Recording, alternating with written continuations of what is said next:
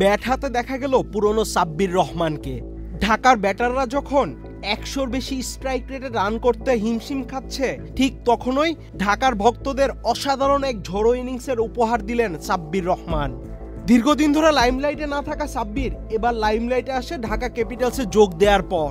চিটাগাং কিংসের বিরুদ্ধে 33 বলে 82 রানের ঝড়ো এক ইনিংস খেললেন সাব্বির রহমান।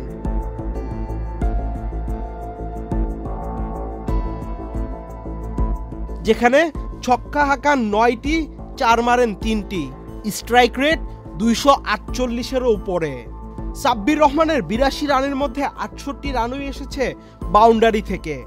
ঢাকাকে বড় স্কোর দাঁড় করাতে হলে এমন দুর্দান্ত একটি ইনিংসেরই দরকার ছিল। সাব্বির রহমানের এই ফর্মে ফেরা ঢাকাকে কিছুটা হলেও বাড়তি আত্মবিশ্বাস যোগাবে। সাব্বির রহমানের 33 বলে 82 রানের ইনিংসে ভর করে ঢাকা 20 ওভার শেষে 5 উইকেটে সংগ্রহ করে 177 রান, যা এবারের বিপিএলে ঢাকার সর্বোচ্চ সংগ্রহ। টানা 4 হারের পর আজ জিততে হলে চট্টগ্রাম কিংসের ব্যাটারদের সামনে বড় পরীক্ষাই দিতে হবে ঢাকা ক্যাপিটালসের বোলারদের। পঞ্চম ম্যাচে এসে ঢাকা কি প্রথম জয়ের দেখা পায় কিনা সেটি এখন দেখার বিষয়।